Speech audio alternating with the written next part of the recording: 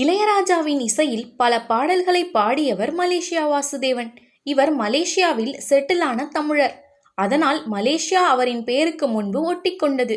16 வயதினிலே படத்தில் கமல் பாடும் ஆட்டுக்குட்டி முட்டையிட்டு என்ற பாடல் மூலம் பட்டி தொட்டி எங்கும் பிரபலமானார் மலேசியா வாசுதேவன். அதன் பிறகு இளையராஜாவின் இசையில் பல 100 பாடல்களை பாடியிருக்கிறார். கமல் ரஜினிக்கு நிறைய பாடல்களை பாடியிருக்கிறார்.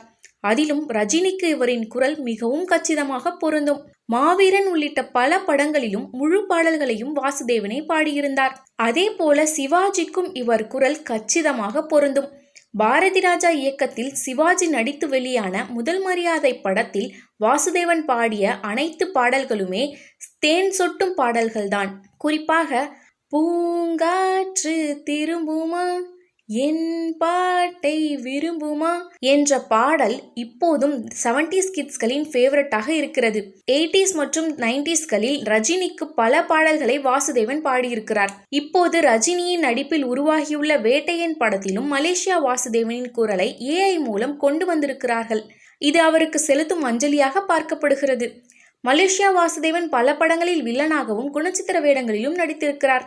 இப்போது அவரின் மகன் யுகேந்திரன் சினிமாவில் பாடிக்கொண்டிருக்கிறார், நடித்தும் வருகிறார்.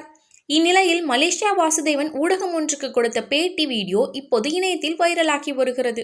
அதில் அவர் சொன்னது, 16 வயதினிலே படத்தில் ஒரு பாடல் SPB பாட வேண்டியிருந்தது. அவரும் ஸ்டூடியோவுக்கு வந்திருக்கிறார். ஆனால் அப்போது அவருக்கு தொண்டை கட்டியிருந்ததாம். எனவே அவரால் பாட முடியவில்லை. அப்செட்டான பாரதி ராஜாவும் இளையராஜாவும் யாரை பாட வைப்பது என யோசித்தார்கள். அப்போது நான் அங்கே இருந்ததால் எனக்கு அந்த வாய்ப்பை கொடுத்தார்கள். என்னிடம் நீ கமலுக்கு பாடப்போகிறாய், இது உனக்கு ஒரு நல்ல வாய்ப்பு, நன்றாக பாடு என்றார்கள். அந்த பாடல்தான் செவ்வந்தி பூ முடிச்ச சின்னக்கா பாடல். நான் பாடியது எல்லோருக்கும் திருப்தியாக இருந்தது. அந்த பாடல் என் வாழ்க்கையை மாற்றிவிட்டது. இளையராஜா தொடர்ந்து எனக்கு வாய்ப்பு கொடுத்தார்.